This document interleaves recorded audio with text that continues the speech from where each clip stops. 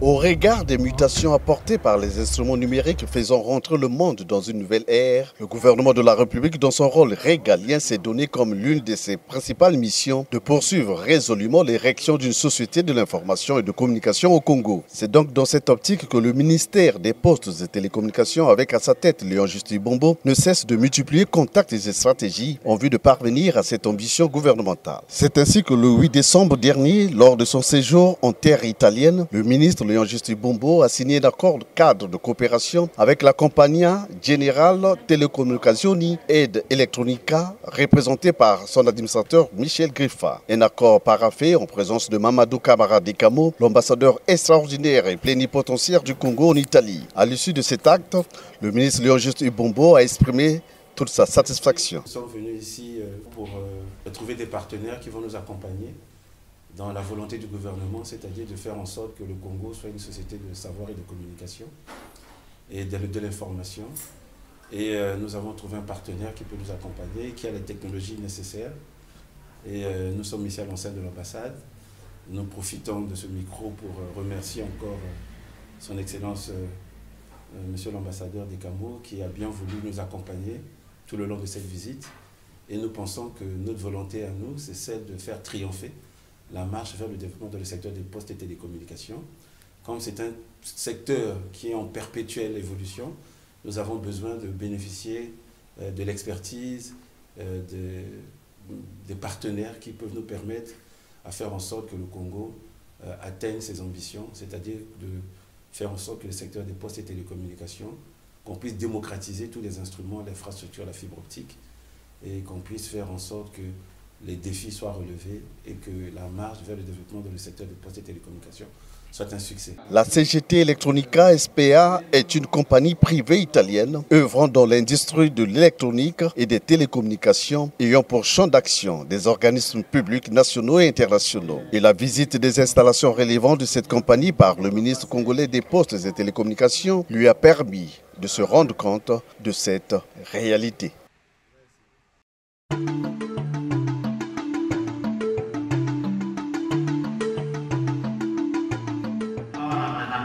La République du Congo bascule dans la 4e génération 4G. Ce basculement a eu lieu le samedi 10 décembre 2016 à Brazzaville au cours d'une cérémonie organisée par la société de téléphonie mobile MTN Congo, ce en présence du Premier ministre, chef du gouvernement Clément Mwamba et du ministre des Postes et des Télécommunications Léon Justin Bombo. Cette cérémonie, haute en lumière, en couleur et en son, aura été un haut moment pour MTN, premier opérateur de téléphonie mobile qui opère cette évolution technologique, de montrer en public l'importance et les avantages de la 4G.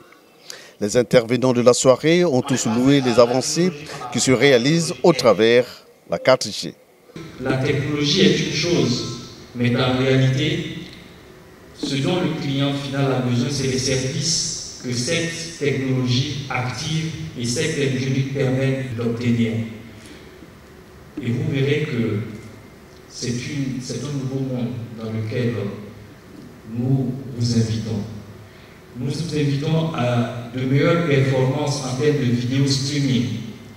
Nous vous invitons à découvrir comment les vidéoconférences et les appels vidéo peuvent s'opérer de façon parfaite désormais. Nous vous invitons à expérimenter des téléchargements rapides des fichiers pour les professionnels. Pour sa part, le ministre des Postes et des Télécommunications a qualifié la date du 10 décembre de mémorable dans le secteur des télécommunications congolais. Ce samedi 10 décembre 2016 restera une date mémorable pour le secteur des télécommunications dans notre pays, le Congo. En effet, une fois de plus, grâce à la téléphonie mobile, le marché congolais des communications électroniques continue de coller à l'évolution mondiale sans cesse croissante des technologies de l'information et de la communication, rendant ainsi irréversible le processus d'arrimage de notre pays à la société de l'information. Ainsi, après l'implémentation en 2011 de la technologie mobile de 3e génération, dite 3G, nous sommes réunis ici aujourd'hui pour procéder au lancement de la 4e génération, communément appelée 4G, grâce à la société MTN Congo, à l'origine de ce saut technologique qui vient de nous en dresser tous les contours. Pour ma part, je veux d'abord paraphraser cette assertion de Paulo Coelho, qui a dit, je cite, « Lorsqu'une chose évolue, tout ce qui est autour évolue de même. » Fin de citation. En effet, comme partout ailleurs où elle est implémentée, la réalité technologique que nous commémorons ce jour, c'est-à-dire la technologie mobile 4G, possède des performances et des qualités techniques idoines qui vont apporter tant aux populations qu'aux entreprises implantées au Congo une plus grande fluidité communicationnelle, un accès meilleur aux services offerts et un débit très élevé des informations échangées. Autrement dit, tout va évoluer, notamment les services mobiles actuels offerts partout sur l'ensemble du territoire à nos populations qui vont être boostés à l'exemple de la navigation Internet et les principales applications populaires telles le mobile money, mais aussi le développement d'une nouvelle gamme de services jusque-là impossible à offrir en raison des débits insuffisants. Nous pouvons citer à cet effet, entre autres, l'Internet des objets, considéré aujourd'hui comme l'une des technologies ayant le plus fort pouvoir de transformation socio-économique. C'est ici l'occasion de demander à l'ensemble des acteurs impliqués dans le développement du secteur des TIC, à savoir pouvoir public, sociétés privées et partenaires au développement, de réaliser toutes les actions idoines nécessaires afin que nos populations puissent tirer pleinement profit de ces technologies très haut débit dans cette société mondialisée de l'information et du savoir. Il a en outre pris le soin de relever dans son allocution l'importance des investissements consentis par le gouvernement congolais, lesquels investissements ont rendu possible l'implémentation de la 4G. Au point 5 de son projet de société, la marche vers le développement, allons plus loin ensemble. Son Excellence, Monsieur Denis Sassou Nguesso, président de la République, chef de l'État, a pris le ferme engagement, je cite, d'arrimer le Congo au développement de l'économie numérique, fin de citation. Et nous, le savons tous, le développement d'une économie numérique inclusive est fortement tributaire de l'offre du très haut débit fixe ou mobile. C'est-à-dire, si ce lancement de la 4G au Congo est une notable contribution à l'atteinte de ce credo présidentiel en matière des technologies de l'information et de la communication. C'est ici donc l'occasion de féliciter la société MTN Congo et plus généralement l'ensemble du groupe pour les lourds investissements consentis qui ont permis le lancement ce jour, samedi 10 décembre 2016, à Brazzaville, de la technologie mobile 4G dans notre pays. À cet égard, je ne doute pas un seul instant que vous êtes tous ici solidaires du vibrant hommage que je tiens maintenant à rendre à son Excellence, M. Denis Sassou Nguesso, président de la République, chef de l'État, pour avoir instauré ce climat de paix, de confiance, de sérénité, donc de stabilité, qui règne dans notre pays et qui lui permet d'attirer d'importants investissements privés et au pays maintenant d'en tirer de substantiels bénéfices au profit de nos populations.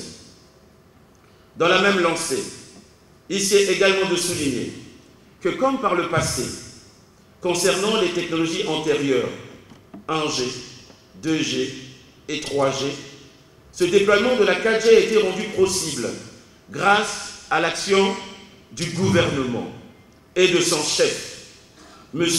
Clément Mwamba, ce, à travers le département des postes et télécommunications, qui a mis en place un cadre juridique et réglementaire approprié, favorable à ces investissements massifs dans le secteur, et aussi grâce au travail responsable de l'Agence de régulation des postes et télécommunications électroniques qui a permis l'attribution de la licence 4G à la société MTN Congo.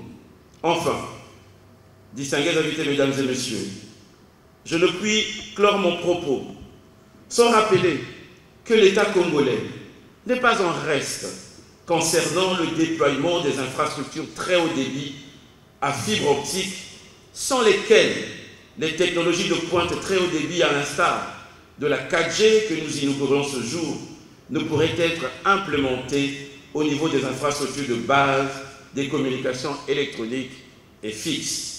Le ministre a par ailleurs profité de l'occasion pour énumérer quelques infrastructures de base des communications électroniques fixes et mobiles disséminées au travers certaines zones du pays qui favorisent justement cette implémentation avant de déclarer « J'exhorte la société MTN à veiller scrupuleusement sur la qualité de services offerts aux consommateurs, conformément au cahier de charges assorti à la licence 4G qui leur a été délivrée.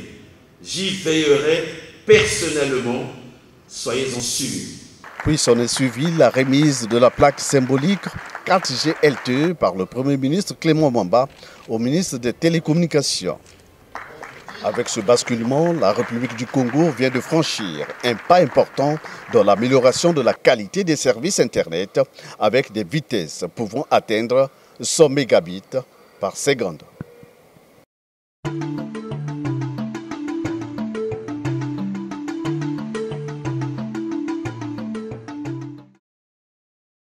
Cinq ans après la mise en place du projet CAB, Central African Backbone, la session du comité de pilotage de ce projet qui se tient chaque fin d'année a eu pour objectif la validation du compte rendu de la session dernière, c'est-à-dire de décembre 2015, la présentation du rapport d'activité 2016 et la présentation du programme de travail et du budget annuel 2017.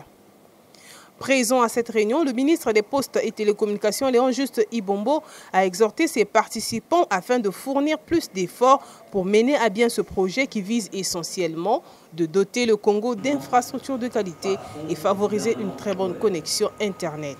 Ce projet, qui est l'émanation des chefs d'État de la Communauté économique et monétaire de l'Afrique centrale, CEMAC, et particulièrement de son Excellence, Monsieur Denis Sassou Nguesso, président de la République du Congo, pionnier de l'intégration sous-régionale, revêt un caractère éminemment capital pour l'intégration des pays de notre sous-région. Capital, en ce sens qu'il œuvre avec d'autres projets, tels que les routes, ponts, voies ferrées, etc., qui ouvrent largement les portes des frontières de notre État pour une libre circulation des personnes et des biens. Capital, parce que le déploiement de ces infrastructures en fibre optique permettra la création d'emplois, l'accès des populations aux technologies de l'information et de la communication, ainsi qu'à la diversification de l'économie, favorisera la réduction des coûts de connexion Internet, générera des revenus pour l'État. Capital, affirmons-nous encore, parce que dans le volet juridique, il dote le Congo, notre pays, des instruments nécessaires à l'encadrement et le management des mutations en cours dans le secteur des télécommunications.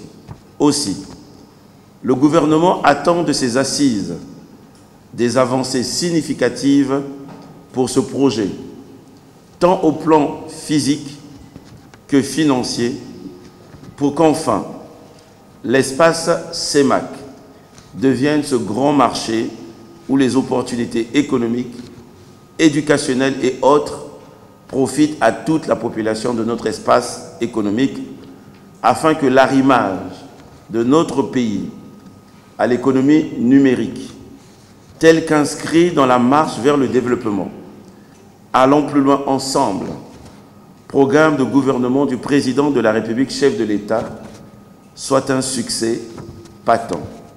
La première phase d'exécution du projet étant arrivée à terme, la seconde et la troisième phase seront exécutées en début d'année prochaine avec l'appui de la Banque mondiale pour la seconde et la Banque africaine de développement pour la troisième. À l'origine, le projet CAB devait avoir 5 ans, c'est-à-dire qu'il a commencé en décembre 2011 et devait se terminer en 2016.